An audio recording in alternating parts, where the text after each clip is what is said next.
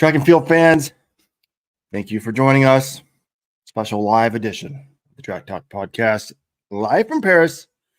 Only one more night of track and field action. This tonight was a good one. Beatrice Chebet's amazing 2024 campaign has continued. She has completed the 5,000 and 10,000 double, joining Chernish Jababa and Safan Hassan as the only women to win Olympic 5 and 10,000 title. And does Hassan have a World XC title as well, John? No, she does not. So she and Jababa are the only three people that have the World XC as well. Sha'Carri Richardson has gotten the job done, come from way behind to give the U.S. women the 4x1 victory. The U.S. men, folks, I know you're going to be shocked. They have botched the handoff yet again. Carl Lewis says it's time to blow up the system. Do you agree? Marlady Polino has won Dominican Republic's first female gold medal in any sport. Congrats to her. She was sensational. And Rai Benjamin has finally gotten the monkey off his back. Won a much-deserved gold medal. There was actually some exciting field event finals, women's shot and men's triple. If you're a field event fan. And we're less than 12 hours away from Kenenisa Bekele versus Eliud Kipchoge in the Olympic marathon. Wow. Yeah. A little over 8 hours until one of the most anticipated Olympic marathons ever. Robert, people who are listening live online right now, they want to know, will you put your name forward for consideration for next U.S. relay coach? No, I will not. Let's call this the Robert Johnson rule. I've said this several times. It should be Carl Lewis. He's the one always complaining. He was the hero of L.A. You don't remember that. That was one of my first sporting memories. He won the 400, the 100, the 200, the 4x1, and did he win the long jump too, John? Of course he won the long jump. He always wins the long jump. So he's been complaining about this for years.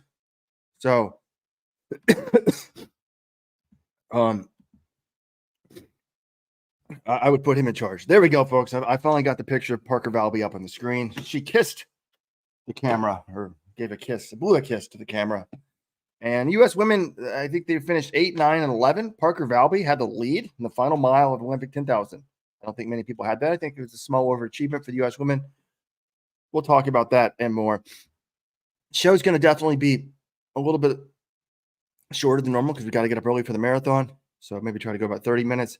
And the show is brought to you by Feldspar. They are revolutionizing the track and field of the future. We've got super shoes. We're going to have a super track soon. Feldsparsport.com. They're powering our Paris coverage. Go to feldsparsport.com. And while you're listening to us, check out our shoe review site, betterrunningshoes.com, betterrunningshoes.com. And hey, if you're listening to these podcasts live, these shows live, you really should just relax, get them as a podcast. You know, something comes up. If you're a Supporters Club member, it shows up in your podcast feed. letsrun.com/subscribe.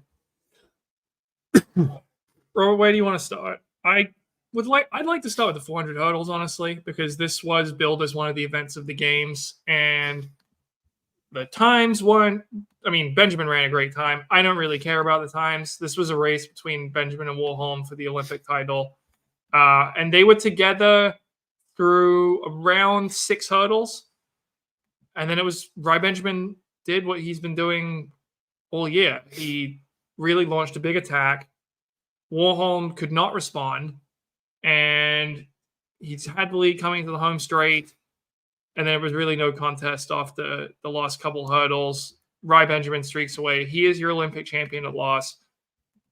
It's just, you know, I always say on the show, Robert, I don't root for athletes. But Rai Benjamin is one of the more stand-up, professional, just good guys in the sport of track and field. He's always got a thoughtful opinion, always have enjoyed our interaction, and there's a lot of respect between all of the guys in that event.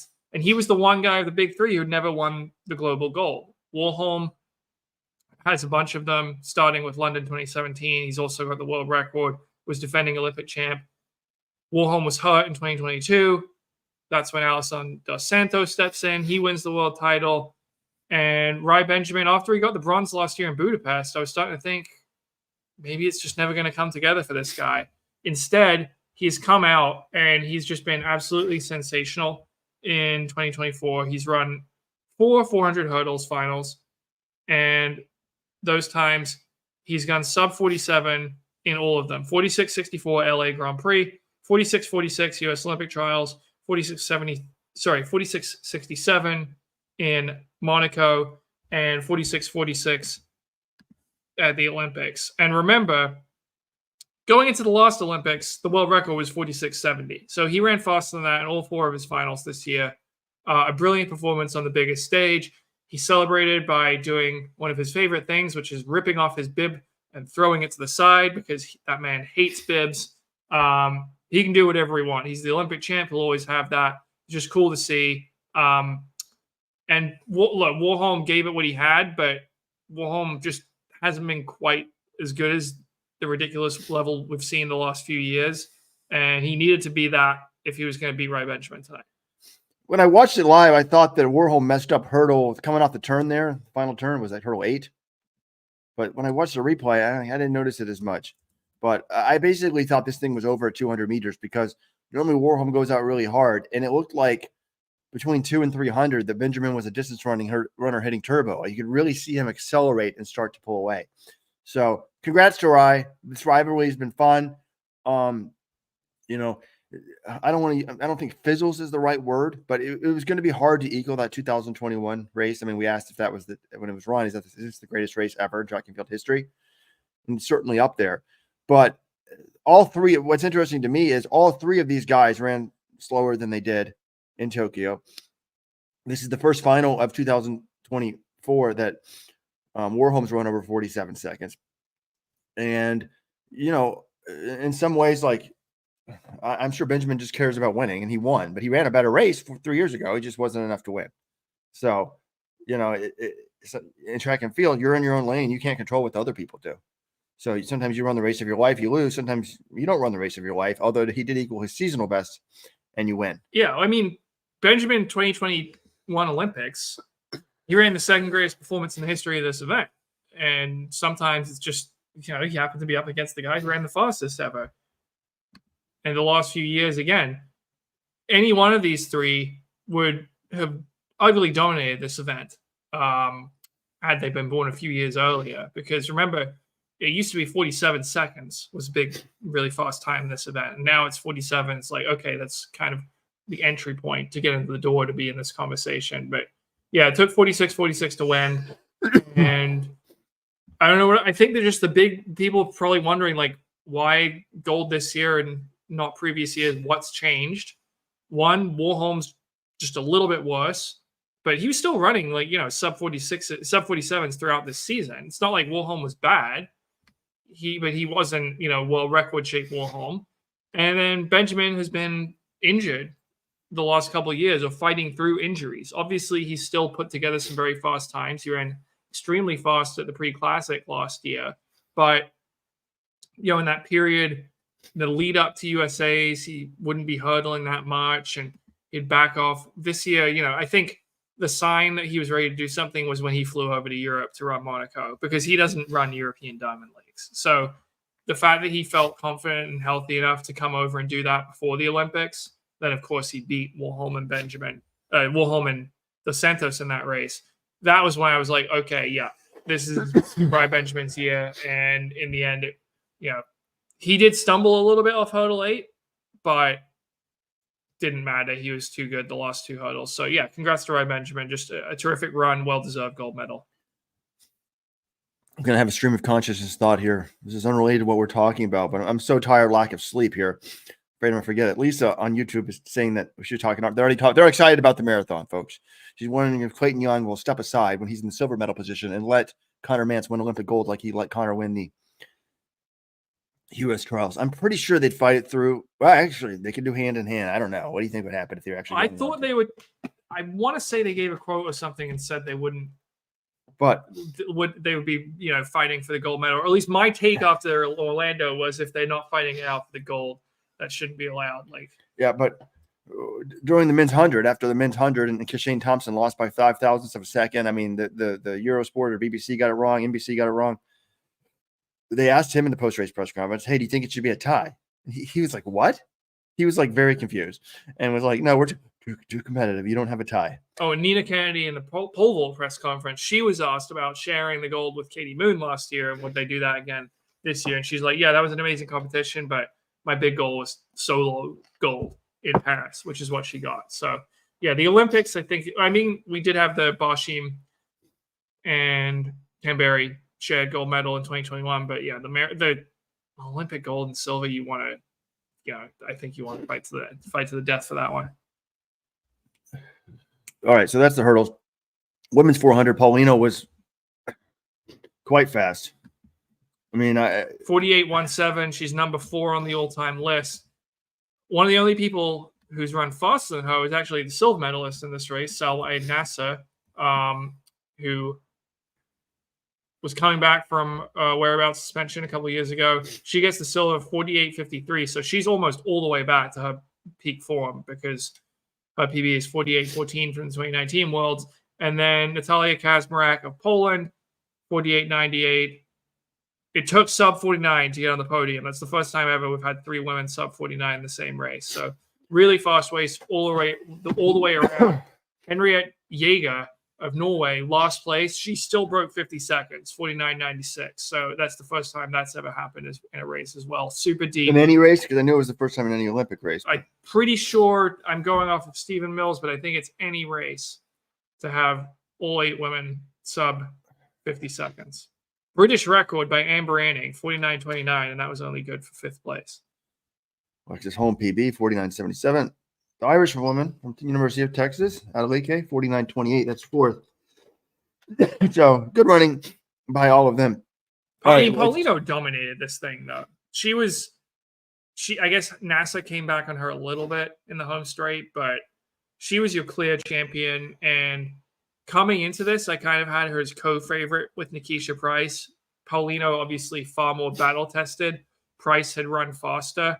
Well, Paulino and NASA just ran faster than Price did in Monaco, that 48.56. So they're number 1 and 2 in the world, and Price was not able to make the final.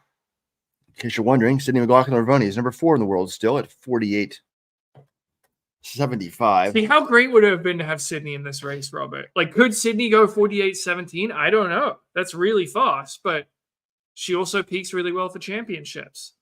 It's one of the great unknowns from this Olympics, unfortunately. All right. Well, since we're sprint experts, let's sprint.com.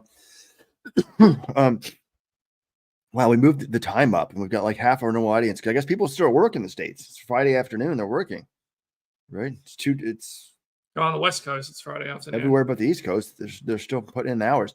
But let's get this relays out of the way. The U.S. women, the Gabby Thomas exchange wasn't great, but Sha'Carri was just so much faster than everybody else. I think we had 3 medalists from the short sprints on the team, and Thomas, Sha'Carri, and Melissa Jefferson on leadoff. So, they got the job done. One of our interns in the article said despite a botched handoff. It's not a bot. If you don't drop the stick and you win the race, there's no botched handoff. Less than stellar handoffs, fine. But I think you give both of those women credit, though, because they missed the first time Thomas tried to get it in Sha'Carri's hand. You miss once, you kind of know, okay, I can't miss this again or else we're going to be in real trouble. And Sha'Carri, even when she got it, like, credit them for actually completing the handoff, she got it in 4th place. So, like, basically her and the French, they were tied for 3rd at that point. But they were behind Great Britain and Germany. I'm like, all right, she's got some work to do. Daryl Nader has been in really good form this year. Like, it's not going to be easy to run her down, but she got there. And once again, America coming back on Great Britain and winning the gold in the final meters. It's been a theme of this Olympics. It's much to my dad's chagrin, proud Brit, but it was very exciting to watch. Sha'Carri obviously ecstatic to get her Olympic gold. And I think you have to give the women credit because the U.S. 4x4 women, look what they've done since the last Olympics. 2022 world champions. That was after Jamaica goes 1-2-3 in the World Championships in Eugene. They went 1-2-3, and USA beat them in the final because they had superior teamwork. 2023 world champions last year. They won the World Relays earlier this year. Now they're the Olympic champions for the 3rd time in 4 editions. So there have been a couple screw ups like back, more in the past, but the U.S. women's 4x1, their recent record is very good, and it sort of embarrasses the men by comparison. Correct. It is a little bit easier to do because you're not running as fast. The exchange isn't happening quite as fast. But yes, by the way, some stats here. Richardson got the stick 0.18 behind. She had the fastest anchor of any of the medalists by almost a full quarter second, 0.24. 10.09 running split there. And, she did a good job. And then they won. And then if you're an aspiring track and field coach, by the way, John, people says that you look tired and I sound sick.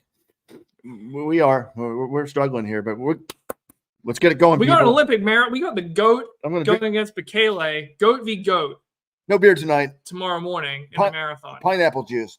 Yeah. We need some espresso shots or espresso martinis or something, Robert. There's no way that Noah gave me any sort of disease because I haven't actually talked to Noah since I've been here. But people are saying go to bed. Anyways, should we go to men's 4x1? Yeah, let's go to the men's 4x1. So the gun goes off, and it was over in the first exchange. Bednarik takes off way too early. I'm not sure. I was listening to some of the U.S. commentary tonight. It was driving me nuts. It's not driving me nuts. I'm complaining about the coverage. I could not believe it that Otto Bolton said that Bednarik did not leave too early. Like, there was no way Christian Coleman could hand him the stick because he left so early. But he's like, I don't think he left early. Coleman just never got there. Yeah, he never got there because he left too early. But it was over right there. I mean, even ignoring the fact that they actually eventually got the stick out. I think they were disqualified for doing it outside the zone. But it didn't even matter because it took so long that the race was over. No, it was over after one leg. They crossed the finish line 7th. And you could tell, Curly, the final exchange, they just kind of went through the motion. He went through the motions. No, it was over. Well, I was going to say that. I mean, like, the NBC guys, like, can they still come from behind? I'm like, no, this race is over. And I think Otto called it over right at the beginning. But the last exchange, it was appropriate that it was even worse. I think the last exchange, well, it wasn't outside the zone. But the last exchange there's only 3 handoffs in a race. These were 2 of the worst these were 2 of the worst handoffs I've ever seen that have actually been completed, although one was technically not completed because it was outside the zone. It was terrible. Then Carl Lewis went off on the NBC broadcast. He's posting on Twitter, break up the system. We've talked about this like the U.S. now has done okay at some of these world championships, John. Yeah, they won Worlds last year. They won Worlds in 2019. But they have not even completed the final since 2004. And what I mean by that is they either weren't DQ'd or stripped of the result / medal retroactively for doping. You would have to go back to 2004 when they got silver in Athens for the last time that you can actually see their result from an Olympic final. And you go back to 2000 in Sydney for the last time they got gold. And this time, all right, so what went wrong? Because this happens year after year. And, you can blame some mistakes. The whole the inquest of the system will take place in the coming weeks and months. But specifically here, Bednarik clearly left too early. And either that's because he put the tape down in the wrong place or because he left too early because he thought Coleman had hit the tape when he hadn't. And I had this screenshot, Robert, that I put on Twitter. Bednarik, he starts his motion forward when Coleman hits the tape of the guy in the lane inside him, the Great British Team. Right when he's level with that tape, that's when Bednarik starts running, not when he's level with the American tape. That's from what I can tell. So I think his tape was also kind of far back to begin with. So it's either a combination of those or it's one of those 2 things. So then the other thing is the composition of this relay team. They made some substitutions, and I think Noah Lyles being unavailable for the final had something to do with this because they subbed in they only made one change from the prelims, which is they subbed in Kenny Bednarik for Courtney Lindsay, but they didn't put him on anchor, which is the leg Lindsay ran in the prelims. And by the way, the U.S. time in the prelims, 37:47, that would have won the gold medal tonight. What they did was really, yeah, it would have. They put Bednarik on second leg and moved Curly from second leg. It's easy to say in hindsight, but that's idiotic. Like, if they've been practicing it and they ran a great prelim, you keep everybody where they are, and you put it was going to be Bednarik on the anchor who's being subbed in. No. I mean, Curly ended up anchoring. I think what you do, hindsight is 2020, but I think what you do here, if you want to bring in Bednarik, it would have been Lyles on the anchor. No, And you I think keep they the would have other brought, orders same. I think they would have brought Bednarik in on the third leg and had Curly stay on the back straight. And instead, they're like, okay, Fred's a better runner in the 100 than Bednarik. We're going to put Not him much. on anchor. Yeah, I know. That to me is like, no. You keep this is not hard. You keep everybody exactly where they were, except for the one guy you're subbing in. I mean, Kenny Bednarik, in case you've forgotten, was 7th in the Olympic final. Yeah. One of the problems here is it's hard for the U.S. because we have so many sprinters and we have so many guys that are running. You know, by the way, Jamaica did not even make this final, but we have so many guys in the final, so that it's a different team from the prelims to the final. The Lyles got sick, so some of it's like out of our control. Whereas these other teams, I mean, Canada, they benefited from the fact that Andre DeGrasse didn't even make the final in the 100 or 200. Okay. So how clutch is that guy, by the way? This is like 2022. But DeGrasse always shows up from these things and brings home a medal. And I thought I guess he didn't last year. I'm like, all right, maybe the era has ended of DeGrasse. No, they were world champs in 2022. Now they're the Olympic champs. And that group, that core has been together for a while. So congrats to him. But the other thing about the second leg is Bednarik and Coleman, they just didn't look like they had done a handoff together. And afterwards, Coleman was also out. Bednarik didn't say anything in the mix zone, but Coleman talked a lot. And he sort of mentioned that, we've practiced together and I've been with him in other camps before. I'd like to know specifically how many times that combination worked on it, because it didn't look like Bednarik was prepared for Coleman's speed. Coleman ran an amazing first leg. He built a nice lead and would have handed off with a healthy cushion if they had done the handoff correct. But I think some of that's going to go on Bednarik for the execution, and then some of it's going to go on the coaching staff because he left way too early. All right, let's get to King Carl. This would be great for marketing. It'd be great for the sport. We have Sprint. We follow Carl. You get Netflix cruise. It's called 4x1. And you follow the hero of the 1984 Olympics 44 years later as we get ready for LA, and you let him coach the goddamn team. He's a college coach. He's used to the 4x1, but he says it's time to blow up the system. This is posting on X. This continues to be completely unacceptable. It's clear that everyone at USATF is more concerned with relationships than winning. No athlete should step on that track and run another relay until this program is changed from top to bottom. So it is interesting that the women don't have the same problem. I think that part of it is just it's a little easier because they're going slower. Yeah. But it's Michelle Lewis Freeman, who is in the women's relay coach. I think she's done a pretty solid job. Look at the results. They speak for themselves. In the 4x1, they've won 3 straight since she's taken over. So we've got all in the game here saying she should be the men's relay coach. I mean, I think there's certainly a case to be made for her. But I mean, Mike Marsh, I think you give him some credit. They did win the Worlds last year, but the Olympic gold, that's the biggest prize, and they still haven't gotten it. It's been 24 years and counting. Correct. All right. Women's 10,000. Our sports gambling friend had a lot of money on Beatrice Chebet. Everyone take a drink. You mentioned the sports gambler. We viewed her as a lock. And basically he's like, I'm like, we talked to him a few days ago. He's like, I'm like, how's it going? He's like, I think the picks were really good, but it's what I said before the Olympics. I'm going to win a lot of money if Beatrice Chebet wins the gold and Faith Kipyegon going to win the gold. And if they don't, I'm not going to win a lot. I'm going to lose a lot of money. So he bet the heavy favorites. He thought that they were undervalued. And this was a lot closer than what I thought. I mean, well, if I told you going into the Olympics that Beatrice Chebet would be pushed to the line by someone, how far down would Nadia Bardacletti of Italy be on your list of candidates, Robert? I mean, I'm not even sure if I knew who she was. So let's look up her. Look up her stats. But this is the woman that almost won the bronze, briefly won the bronze in the 5,000, ended up 4th. And she's 24 years of age. She is now the Olympic silver medalist. She had been running great this year. She won European golds in the 5 and the 10. And her PBs, she's been at a pretty high level. I mean, for a while now. She's 24. So back in, this is her PBs. She's 403 for the 1,500. That was last year. 5,000, she broke 15. Actually, she broke 1446 at age 21.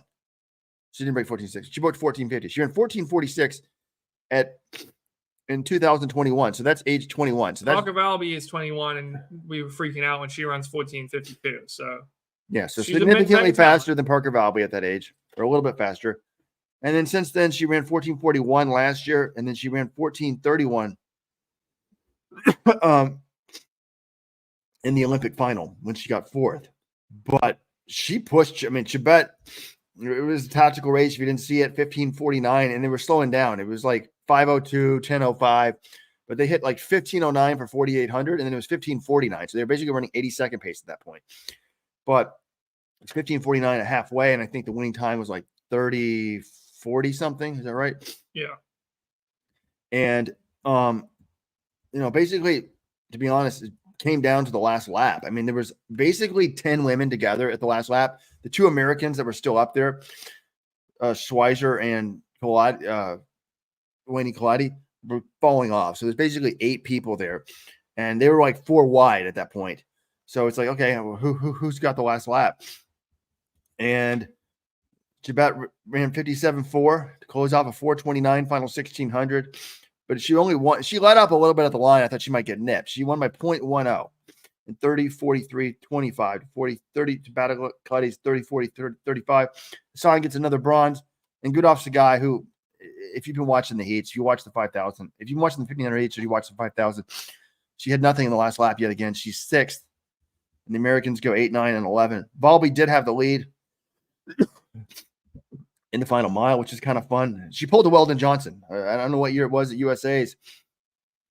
It was at Stanford. Weldon was up there. They weren't running fast, so he just took the lead with a mile to go and went like this, raised the roof. And then the studs like Meb Keflezgy and Alan Culpepper and Abdi Abdurrahman just blew his doors off. So it was a little bit wild. But Battleclutty, there was already a lot of suspicions about her on the message board. Whoops. After the 4th place finish, I mean, there was a message board thread that honestly was started months ago about the Italians. And it says Italian runners are coming out of nowhere, Europeans, worlds, and the Olympics. So this thread started in 1 month ago. And it says, to be completely honest, it was a horrible country at track and field. Yet every Olympic year, they come on and have some people overperform. So very suspicious. I mean, are people going to be launching the same accusations at the United States? America has 0 medals in the distances in 2022 and 2023, and suddenly they've got 4 this year and potential for more. I mean, I'm not saying going out there saying all those Americans are doping, but if you're going to be saying, oh, these suspicious progressions, like there are a lot of Italians running fast this year, but I guess what's the evidence specifically regarding her? Someone noted, yes, her dad, who is a coach. No, this is the big one. We haven't gotten out. I found out today her dad, who was a former world junior medalist, her dad was Pop Fernandoin in 1999. So her father, who's her coach, was a doper. So it doesn't mean she's a doper, but it certainly raises the possibility that she's a doper. Yeah, but at the same time, I mean, if you say she ran 14:46 when she was 21 and she was clean, and she's getting better. And then the other thing about this race is it wasn't that fast. 30:44, 30:43 was the winning time. If you were going to say, what's the recipe for an unlikely silver or bronze medalist, it would probably be a slower race where there's about 10 people in it at the bell, and it comes down to who has a big kick. And Battleclutty, we saw she could kick in the 5K, and she had a faster 1,500 PBs. And I came up with this stat for our written recap. Here's the PBs, 1,500-meter PBs of Battleclutty, and then the next 4 African women behind her in the results. Battleclutty's run 4:03.44. Kip Kimboy's run 4:06.94. Ringerik's run 4:12. Sergei Italy has run 3:50, but she's been terrible at the Olympics. And Tesfaye has run 4:18. Now, a lot of those are hand times at altitude. They don't run it very often, but that's the point. They're not used to the Africans. The coaching is really poor to me. I mean, Ethiopia is just having a horrendous meet in this championships. I think they have 2 medals. U.S. has 4, right, in the distances. Yeah. But, you made a good point. But I still understand why people are certainly suspicious. Sergei's terrible again, but Chebet. That's the natural reaction of someone who's not that well known on the world stage.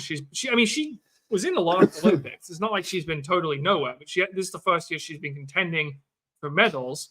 And the natural reaction when you don't know that much about someone is going to say, oh, how did they accomplish that? But that doesn't mean she's cheating. And, it's just some people have questions about it. And unfortunately, that's an unfortunate part of the sport, but I think it's also naive not to suggest it's a possibility. But yeah, we don't have any hard evidence. Could be she's just a mega talent, got her timing right. She had an amazing Olympics, 4th in the 5K and 10 and 2nd in the silver, almost winning the 10K. I mean, she was right on Chebet. She closed 57 seconds, and I thought that home straight she might have a chance to pass her. Like Chebet this is a woman who outkicked Faith Kipyegon in a 5K, and she almost got beat by Beatrice. It's surprising to me that it was close because, some of these Kenyans don't have the great 1500 meter PBs, but Chebet closed her 1500 final 1500 in the 5004 flat. That's better than Beatrice's PB. So you'd think she wouldn't be tired. I mean, you think she would be less tired than someone who was 4th in that race, and she would work her. So it was close. All right, let's talk about the Americans. Miss Parker Valby, again, as I said, she took the lead. You talked to her afterwards, John. John was very proud of this feat, folks. So, the interviews are done in the basement of these things. But we have a let's run policy. If you're there, you need to watch the big races in person. So we always this place is like 6 flights of stairs. It's tough. They've been tough. It's probably not as tough as Tokyo was or Rio, but this one, the one like the 10K was a little bit before the 400 hurdles final. So I was kind of hoping, I'm like, all right, as long as Parker Valby doesn't come in at the same time as the 400 hurdles final starts, I'll be fine. What happens? They're doing the introductions for the 400 hurdles final, and in walks Parker Valby to the mixed zone. So I'm like, all right, this is going to test everything I've got here as a journalist. Start the interview, get in 2 questions. I realize, all right, the race is like they're basically almost in the blocks. I need to go. I sprint up, go to the media row, watch the whole race in person, see Rai Benjamin win the gold, sprint back down, again, like 6 flights of stairs, get back to the interview. She's still talking to the other Americans. This was, thankfully, Parker Valby was in a good mood and, was feeling pretty relaxed. So she gave a wonderful interview, was very candid, very nice and polite, and it was a joy to speak to her. And she was not done talking by the time I got back from the race. So I was able to finish the interview with a few more questions, and I was very proud of that feat. So that was my personal Olympic triumph. So she actually did talk to us and give us some quotes. And so the race itself, she was proud. Here's the quotes. I'm not super excited with it, but I'm happy to finish. I'm happy with my effort. It definitely was a learning experience. I've never run in the middle of the pack, back of the pack like that. I think she's definitely learned how to run in the pack. She said it was a long season. I'm cooked. I'm ready for a break. But here's what you got to realize. But I'm super sad to be done with NCA. So, folks, she's going pro. That was honestly such a good experience. I'm looking forward to the future. I'll have a lot of exciting things on the radar. Stay tuned. Where do you think she's going to go? I mean, her training is so much different than anybody else's. Yeah, it's unique. I guess she could join Jordy Beamish on the cross-training train with OAC. I don't know if they want. They already spent some money on getting collegiate kids. I don't know if they're going to go after another one, and she's going to be very expensive. So, yeah, it's fascinating.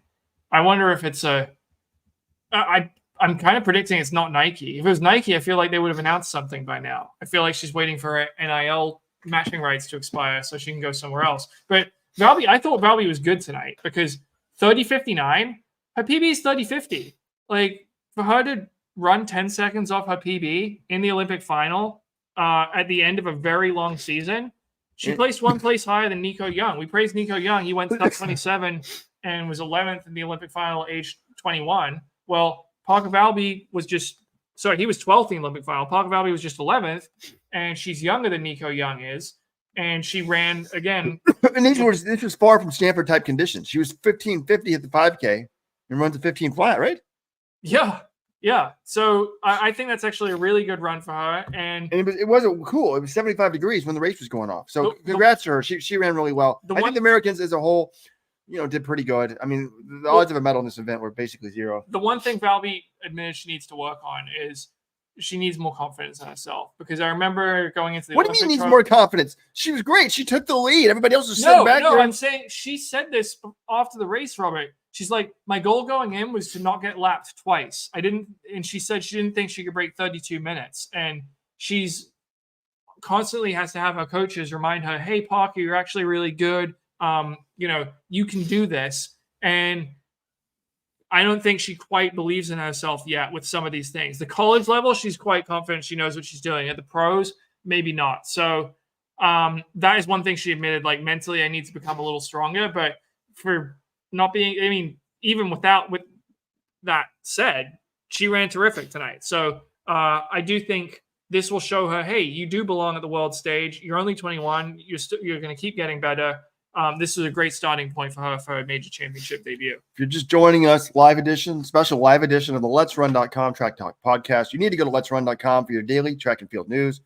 Also, check out our new shoe review sites, kind of like Yelp for shoes, BetterRunningshoes.com, BetterRunningshoes.com, and all of this coverage would not be possible without Feldspar, FeldsparSport.com. They are powering our Paris coverage. They are making the super track of the future. By the way, my VPN has been working amazing here.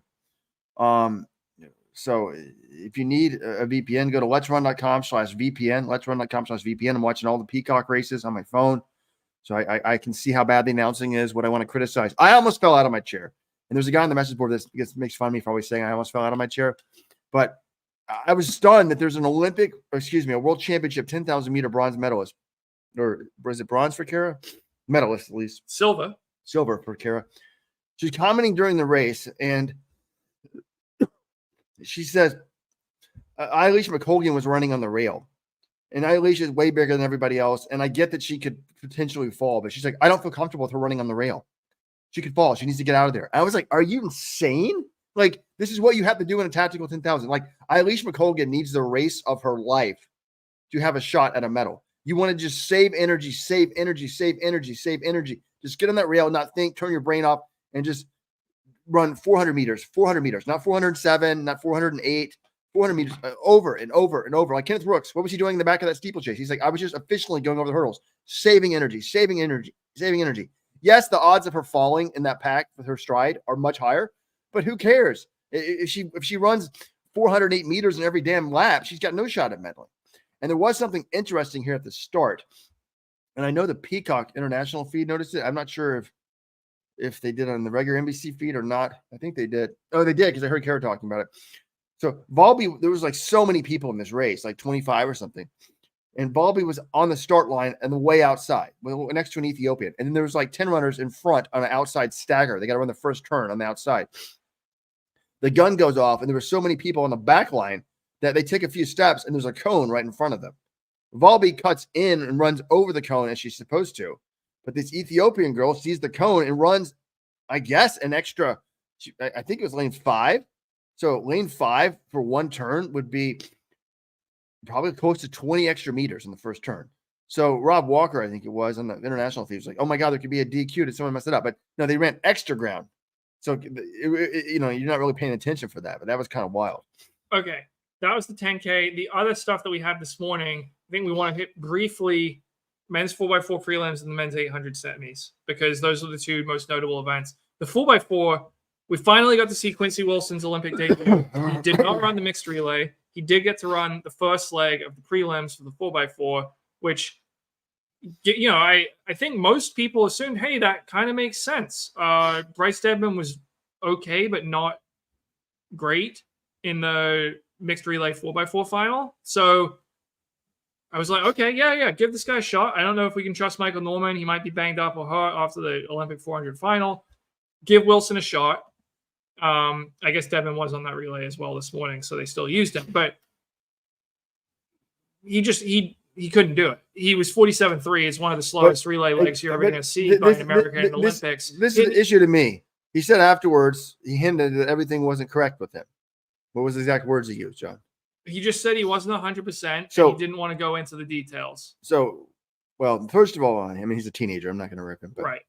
We'd like to hear the details, but this makes me question the U.S. relay team. I'm not going to rip him too much for this, because unless you really think he's going to unable to, if he's hurt and he can't finish the leg, you assume he's going to run 46 at the worst. Right. But I did think when I heard that, I'm like, well, why are they putting an injured runner on there? Don't we have tons of guys just hanging around who could run faster? But they did get through. Not that many guys hanging around. I guess you would have to drop. You'd have to draft in Quincy Hull at this point, because I don't unless you're going to put in Michael Norman, who was only 45.7 in the 400 final. What about Grant Holloway? He could easily run a 43. Grant Holloway would beat Quincy Wilson, I think, in a 400. Well, certainly today he would have. Today he would have. The way Hasn't Grant Quincy split? Someone looked up Grant Holloway's best split. I think he split a 43 before. Yeah, but he doesn't. That was when he was doing more of it in college. When's the last time the guy ran a 4x4? Going into this race, I would have said yes. Quincy Wilson is your best option, and yeah, he didn't have a good one, and winds up. Vernon Norwood was the hero today. He gets the baton. They're second to last. He needs a huge leg, and that's what he delivers. 43.5 puts them right back in contention, and then the last two legs, Dedman and Christopher Bailey, take care of it and get them through to the final. So Quincy Wilson is in line for gold medal now if the U.S. Does get the gold in the final. But yeah, I'd like to know exactly what was going on with him, and it's unfortunate that this was his Olympic experience. Clearly, he wasn't himself. But great job by Vernon Norwood, who is literally twice Quincy Wilson's age. He's 32. Wilson's only 16. He ran terrific, and I think going into this, I'm like, oh, that's troubling though. And then I'm like, wait a minute, you've got the gold medalists in the open 4 and the gold medalists in the 400 hurdles to bring into this team. So I assume that Dedman and Wilson will be out. You add in Hull and Benjamin. I think this team's pretty unstoppable in the final. So, yeah, the U.S., they did make it through, but there was some drama. Certainly, if you lose the 4x1 at the Olympics for the USA, not good. You got a lot of headlines. You lose the 4x4, that's a total disaster. So, yeah. By the way, full track, don't sue me. I'm on the side screen here. I put up a video of one of my favorite guys in track and field, Grant Holloway. This is him talking after the 2019, I believe it's NCAAs, where he split 43.75 in the 400. So if they need somebody, I would be extremely confident he would split 44.5 at the worst. So I would have a lot more confidence. Even Noah's obviously sick. So also, who ran the 4x4 this morning for Botswana? With Silly Tobogo on 3 hours sleep. Yep. So he was the leadoff leg for them. Pretty impressive. They win a gold medal in the 200 the night before, and then come back and run the 4x4 for your country. And they were the top qualifier from the U.S. heat. So good job for him. The other one, men's 800 semis. So we had all three Americans were in this event, and Bryce Hoppel made it through, ran 143, looked very smooth to me, and taught a very big game afterwards. If you go on the homepage, you've probably seen it by this point, but we have the quote of the day. This is what he said about his confidence going into the final on Saturday night. With where my fitness is and training with altitude, I think I only get faster with the rounds. It's going to be exciting, especially for times. I feel like you can push it. Take us through in 48 and it'll be a fun race. I never really felt fatigued through the whole thing. The last 100 is a different thing. Either way, you're going to be sprinting pretty quickly. I want it to be fast in the final because I've had to sit on the sidelines and watch guys run 141. I think it's my time for that. It's time for a medal. Fast in the final because I've had to sit on the sidelines and watch guys run 141. I put up our show on the side. I want to see how good I look, John. Okay, Robert. You always look good, Rojo. I've had to sit on the sidelines watching guys run 141. I think it's my time for that. It's time for a medal on the Olympic stage. Honestly, I'd be disappointed with anything less than gold. And it reminds me a lot of what he was like in Glasgow at World Indoors. He got faster every round there, 146, 145, 144 to win the gold. He was saying the whole time he feels amazing. So the one, I guess, concern I would have here, well, two concerns. One, this event's loaded. A lot of guys have been running really fast this year. Most of them won at World Indoors. Two, he was in the fast semi. There were 3 semifinals. 2 of them were won in 145. His semi was won in 143. And we saw in the women's 800, Keely Hodgkinson, she ran 156 in her semi. They thought, hey, we'll take it out in 56 seconds in the final, and we'll go even faster in the final. And she couldn't do that. She had to slow down. She went out in 58, and she was feeling it because the final and the semi were on back-to-back days. You've got that same arrangement here in the men's side. So I do wonder, Robert, how much of a disadvantage are these guys in the third heat? There are 3 of them. They all ran 4 of them. 2-time qualifiers came from this heat as well. I mean, shout out to Elliot Krestown of Belgium. 143.72 doesn't make the final in the Olympics. That's how good this event is all of a sudden. So how much of a disadvantage are these guys in the third heat compared to the first 2 heats that ran 145?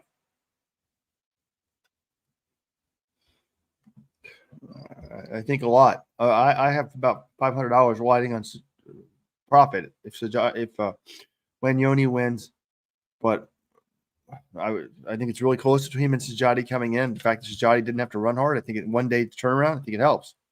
I don't know. Like I was never an 800 guy, so I don't know how hard it is to run. But the fact that Keeley said it was harder to come back makes me concerned by that. But John is drinking the Bryce Hoppel Kool-Aid. I am not. He's looked amazing. Don't get me wrong, but he's gotten destroyed by these guys. Once he got destroyed by one of them. No, he got destroyed by Michael Arop in the 1,000. It looked like a JV runner versus a professional runner. That was before the Super Bowl happened. I'm not really putting that much stock in it. And then he raced Sajadi in Europe, and he's got a decent excuse. He's just gotten over there. But this Sajadi guy is insane. And if it's a fast race, it's interesting. But, France has not won any track and field medals from what I can tell. Toile might be their best hope. Sam Mayella in the hurdle, she made the final, so she's got a shot. One thing here, Slow Feet Don't Eat says it was a horrible idea to put Quincy on the first leg. I don't agree. Someone, when we first got here, said you have to run Quincy on the first leg. And I was like, why? Like, oh, he's so small. He's like a 16-year-old guy that's like 5 feet tall. He's going to just be shoved around if he's standing next to the guy. So you could have run him on first or second legs because you don't have to hand off. You hand off in your own lane. So if he runs third or fourth, he's got to, fight for position. So he definitely needed to run one of the first 2 legs. And maybe, actually, I think if they knew he was a little banged up and had a little bit reserve, put him out there first. And then, actually, I think it's better to put him first. He's running in his own lane. He's not having to go around big guys.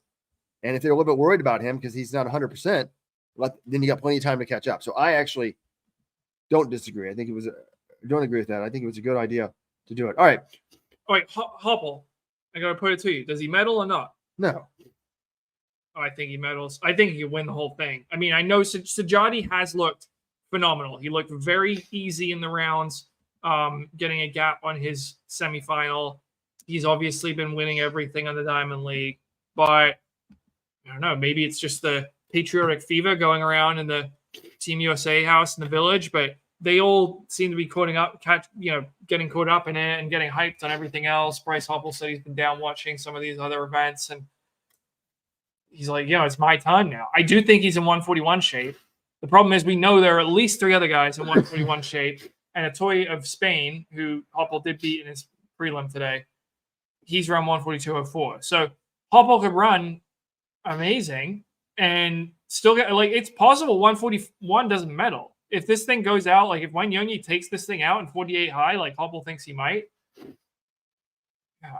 I don't think that's out of the question. It's a talent. The event's very good right now, and Hoppel's one of those guys, but we know how hard it is to bring home these medals in the 800. Well, it also depends if he runs for bronze or runs for the win. If he runs for bronze, he might get a bronze. If he runs for the win, I think Wanyoni could blow up. Goes for broke. But Wanyoni is so strong, John. He's the only guy I see that gets past with 100 meters to go and then comes back on whoever passes him. So that's going to be an amazing race tomorrow. It's going to be an amazing race tomorrow. So in the morning, we've got the marathon. And then in the evening, we have the final day of the track. So just to remind everybody what events it's going to be tomorrow, it's going to be in the track finals. Everything's going to be a final, obviously. High jump, men's 800. Javelin women's 100 hurdles, men's 5,000, Jakob Ingebrigtsen, women's 1,500, and then the 4x4s. Now, I do think that ending the meet with the 4x4s is kind of lame. I'd like to see them end it with a 4x1 like they're going to do at Worlds moving forward. So, hell, I might even end this with 800 just because it's going to be such a special race. So, that should be exciting. All right, men's marathon. Robert, I mean, no one's going to be listening to this between now and 2 a.m., so I don't even know if we need to preview this thing. Well, people are picking Bekele. If you actually look at the betting odds, in your preview, John, who did you pick? Or did you make? I'm not sure if I made predictions, but the guy I would pick is Victor Kemplangat of Uganda. He's the reigning world champion, and he's got a history with mountain running. He was a former mountain running world champion back in 2017, and we know this course is going to be insane with the hill in the middle. So I look at those two things together. It's going to be fairly warm. Actually, I need to get the start time temps here. It's going to be hot tomorrow. Okay, but tomorrow at the start, sunny, but only 61 degrees. But the finish, 67 degrees. That's so not too bad. it's not too bad, but it is going to be sunny the whole way. So, yeah, it'll add a little bit extra degree of difficulty. But yeah, So- he's my guy. And then after that, I think I picked Benson Kipruto and Gabriel Guillet to get on the podium in my Let's Run prediction contest predictions. I don't. This guy- The hill worries me with if you Kipchoge. like, no, I like the World Mountain Champion. So he won the World Mountain in 2017 or something. Yeah. 2019. 2017. Couldn't have been 2017. He was 17 years age. He was 17, I think. So he's good on the hills, but I mean, I'd like barely heard of this guy, admittedly, because he doesn't run very many majors. So here's his personal best: 14:01, 28:16. He's just, a marathoner. 59:26. Made his marathon debut. First finished marathon was 2021, Istanbul. He won it. Then he was 2:10. Then he was fourth in Hamburg the next year, 2:05:09. So he's fast. Then he wins the Commonwealth Games in 2022. He's got a good championship record in warm marathons, 2:10:55. Then last year he was second in Osaka, 2:06:03. And then the World Championship Budapest, he wins at 2:08:53. But John has picked the guy who was 15th in the Tokyo Marathon this year, 2:07:44, to be the winner. I am trying to see here. The betting odds have Benson Kipruto of Kenya as the favorite at plus 150. So that's almost ridiculous. Don't bet that. It's almost like 50% odds, which is insane for this race. Like insane. I think when John and I did this odds, like we only had like 20% for anybody, like the highest person. Well, the Olympic marathon is inherently, there are some crapshoot elements in there, and then especially with this course, we don't know how anyone's going to respond to this hill. So the idea that someone's a plus 150 favorite is just crazy. So when John and I gave our percentages out in this race, we had the men's marathon as follows. I had Kipchoge.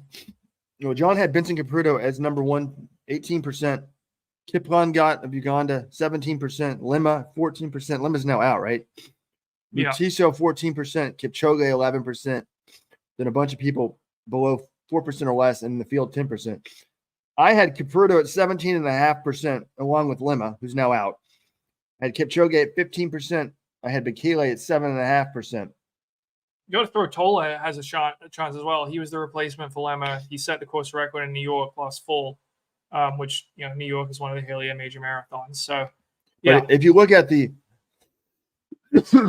betting odds, Kipchoge's plus 350, which is what, 20%? 30%? All right, enough on the betting odds. The race starts in 7 hours, Robert. We need to go ahead. 14-1. Clayton Young, 80-1. Conrad Mance, 90-1. Roy Linklater of Canada. Cam Levin's 100-1. I would put Cam Levin certainly ahead of the Americans. Roy Linklater, 200-1, folks. I look, this is what I think you should book. People are predicting that it's going to be, because of the hilly, I think it's going to be an absolutely amazing day. Beautiful course through some of the most historic scenes in the world, pretty much. Hilly, which is exciting. We say we don't have interceptions and fumbles in our sport. We don't know what's going to happen because we haven't seen this, but I don't think it's going to change. Like, I think if you're really bad at hills, you're going to be terrible at this race. But for the most part, if anything, the fittest guy's going to win. It takes longer to run a hilly marathon. And I would, I'm really interested in that steep downhill. Are guys going like sub-4 pace? Like, do they keep holding back? It's going to be fascinating. But the hills are amazing. Check out John's preview on the front page of letsrun.com right now. Should be fun. All right. Enjoy, everyone. I don't know if you guys are sleeping in. Is there anyone in the chat who's planning on getting up in a few hours and watching the race live at 2 a.m.? I'd love to know. I guess the West Coasters, they can just stay up and watch at 11 p.m. But yeah, we will be going to sleep in a few hours, very shortly, and then trying to get up and making it down to Les Invalides, the finish line, so we can get all the interviews with everyone. But anyway, thank you for tuning in to our show. Thank you to Feldspar for bringing us all of the coverage from the Olympics in Paris, the future of tracks. Feldspar. Sport.